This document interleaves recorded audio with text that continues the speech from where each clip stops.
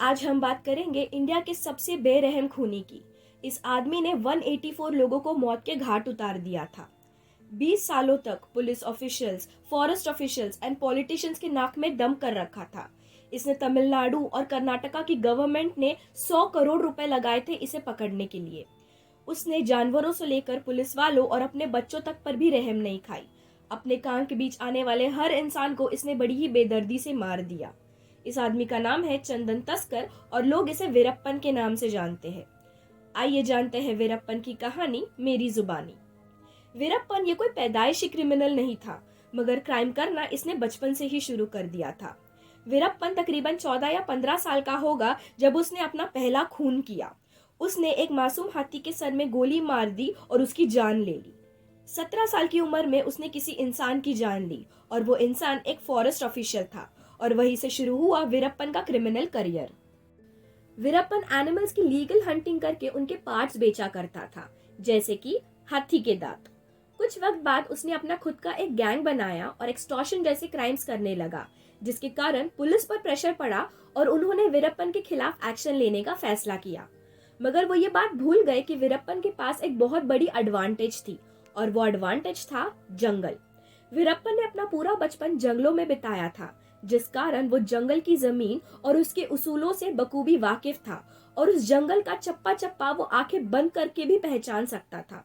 जो डिस्टेंस बाकी लोगों को पार करने के लिए कई दिन लग जाते थे, वही वीरप्पन उस डिस्टेंस को कुछ ही घंटों में पार कर लेता था।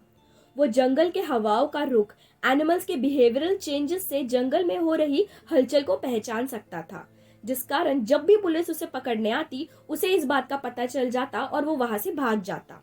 उसकी सबसे बड़ी खासियत ये थी कि उसे जंगली जानवरों से डर नहीं लगता था और वो अपने आप को जंगल का राजा समझता था। वीरप्पन की दूसरी खासियत ये थी कि वो एक बहुत अच्छा शूटर था। एडवांस ऑटोमेटिक राइफल्स के जमाने में वो इंडिपेंडेंस एरा की long range guns and double barrel shot guns को यूज करता था। उसको पकड़ने की हर एक कोशिश हमेशा नाकामयाब हो जाती थी। अगर पुलिस वाले बड़ी टीम लेकर जाते थे तो जंगल में हलचल सुनकर या शोर सुनकर वीरप्पन अलर्ट हो जाता था और वहां से भाग जाता था। अगर पुलिस वाले छोटी टीम ले जाते तो वीरप्पन अपने साथियों के साथ मिलकर बड़ी चालाकी से उन्हें घेर लेता था और एक एक पुलिस ऑफिसर को जान से मार देता था। वीरप्पन को पुलिस ऑफिसर्स बिल्कुल भी पसंद नहीं थे। वो उन्हें शैतान बुलाता था। वो उन्हें पहले जिंदा रखता था, उनके बॉडी के टुकड़े करता था और जब उन पुलिस ऑफिसर्स के अंदर थोड़ी बहुत जान बच जाती थी तो वो पत्थर लेकर उनका सर कुचल देता था या फिर अपनी डबल बैरल शॉटगन से उनकी खोपड़ी ही खोल देता था। हद तो तब हो गई जब एक बार वीरप्पन ने एक पुलिस ऑफिसर श्रीनिवासन को मारने के बाद उनके सर के साथ फुटबॉल खेला। अब हम बात करेंगे उस इंसिडेंट की जिसके कारण वीरप्पन का खौफ पूरे देश में फैल गया था। 8 अप्रैल 1993 तमिलनाडु के कोलाथुर एरिया में एक तमिल पोस्टर ने लोगों का ध्यान खींचा। उस पोस्टर में वीरप्पन ने उस एरिया के पुलिस सुपरिटेंडेंट को चैलेंज किया था, ये कहकर कि मैं कल वलंगुली पट्टी में रहूंगा, अगर तुम सच में अपनी माँ के कोख से पैदा हुए हो तो मुझे पकड़कर दिखाना। अगले दिन 9 अप्रैल 1993 रैम्बो गोपाल कृष्णन ने अपने एक पुलिस टीम और कर्नाटका स्टाफ के साथ वीरप्पन को ढूंढने की कोशिश शुरू कर दी। 2 बसेस भरकर पुलिस की ये फोर्स वीरप्पन को पकड़ने की ठान कर अपने रास्ते पर थे, लेकिन वो ये नहीं जानते थे कि यही वीरप्पन की चाल थी।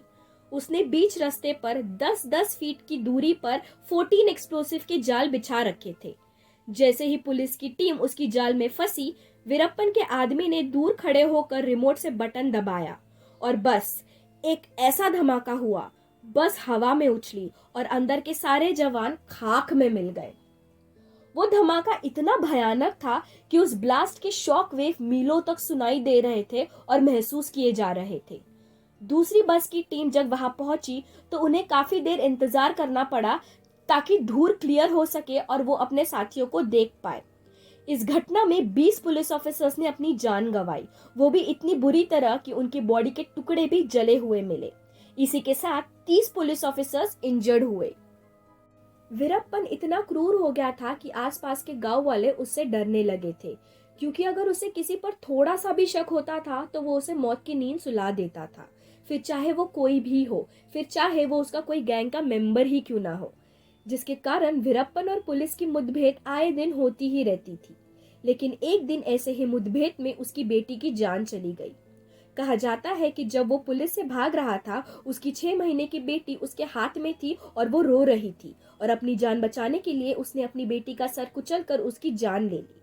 इस कहानी के कई अलग अलग वर्जन्स भी है। कई लोग कहते हैं कि उसकी बेटी उसके हाथ से गलती से गिर गई, जिसके कारण वो मर गई। और कुछ लोग ये भी कहते हैं कि वीरप्पन ने अपनी बेटी को पहले ही मार दिया था, ताकि जब पुलिस ऑफिसर्स उसे पकड़ने आए तो उसे अपनी बेटी के कारण किसी तरह का खतरा ना हो।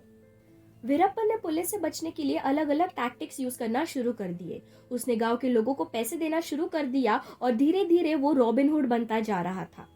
जब भी पुलिस में प्रेशर पड़ता था तो वो लोग गांव के लोगों को टॉर्चर करना शुरू कर देते थे ताकि उनसे कोई इन्फॉर्मेशन निकाल सके। मगर हुआ ये कि गांव वालों के बीच और पुलिस ऑफिसर्स के बीच इतने डिफरेंसेस पैदा हो गए कि वो लोग वीरप्पन को सपोर्ट करने लगे। इसी के साथ जिन जंगलों में वीरप्पन छुपता था, वहां से कर्नाटका, तमिलनाडु और केरला के बॉर्डर्स काफी आसपास थे। तो जब भी कर्नाटका की पुलिस उसे ढूंढने आती थी या पकड़ने आती थी तो वो तमिलनाडु भाग जाता था।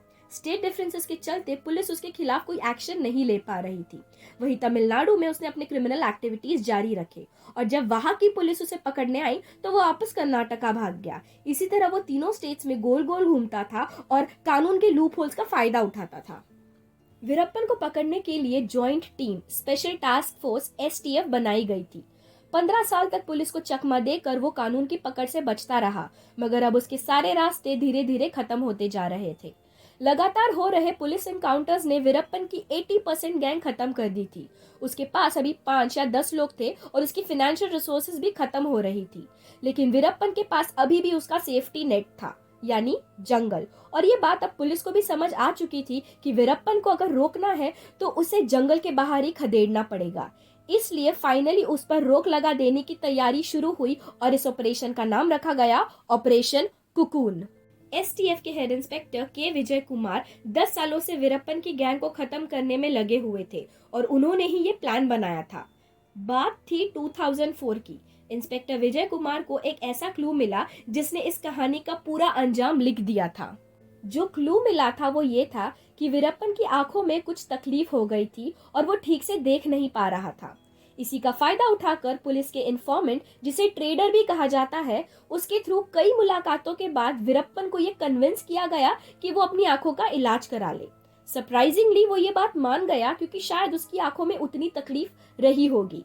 इसी के बाद पुलिस की प्लानिंग ने तेजी पकड़ी। एक एम्बुलेंस का अरेंजमेंट किया गया जिसका ड्राइवर STF का ऑफिसर होने वाला था और एक दूसरा STF ऑफिसर भी उसके साथ रहने वाला था। 14 अक्टूबर 2004 वीरप्पन को उसके अड्डे से पिक किया गया। सफेद कपड़ों में वीरप्पन काफी कमजोर लग रहा था। अपनी पहचान बदलने के लिए उसने अपनी मूछें तक काट दी थी। उसके साथ 4 आदमी एम्बुलेंस में बैठे और फिर सफर शुरू हुआ। थोड़ी दूर जाकर एम्बुलेंस के ड्राइवर ने जोर से ब्रेक मारा और दोनों STF ऑफिसर्स एम्बुलेंस से निकलकर भाग गए। वीरप्पन को जब तक सोचने का वक्त मिलता कि उसके साथ हुआ क्या है, तब तक STF की पूरी टीम ने राइफल्स के साथ उस एम्बुलेंस को घेर लिया था और मेगाफोन पे ये अनाउंसमेंट किया कि वीरप्पन, हमने तुम्हें चारों ओर से घेर लिया है, अपने आप को पुलिस के हवाले कर दो। लेकिन वीरप्पन इतनी आसानी से हार मानने वालों में से तो था ही नहीं। एम्बुलेंस के अंदर से गोली चलने की आवाजें आई और अगले ही पल STF की पूरी टीम ने अपनी राइफल से एम्बुलेंस पर गोली बरसाना शुरू कर दिया। 300 से भी ज्यादा गोलियां उस एम्बुलेंस पर चलाई गई। धीरे धीरे STF की टीम एम्बुलेंस की ओर बढ़ी। उन्होंने अंदर देखा तो चारों लोग मर चुके थे और वीरप्पन खुद मरने के कगार पे था। 14 अक्टूबर 2004 रात 11 बजे वीरप्पन की ये दहशत की कहानी हमेशा हमेशा के लिए खत्म हो गई। मैं उम्मीद करती हूँ कि वीरप्पन की ये सीरियल किलर डॉक्यूमेंट्री आपको पसंद आई होगी। और अगर आपको क्राइम स्टोरीज या क्राइम डॉक्यूमेंट्रीज देखना पसंद है, then make sure to subscribe to my channel and then hit the bell icon.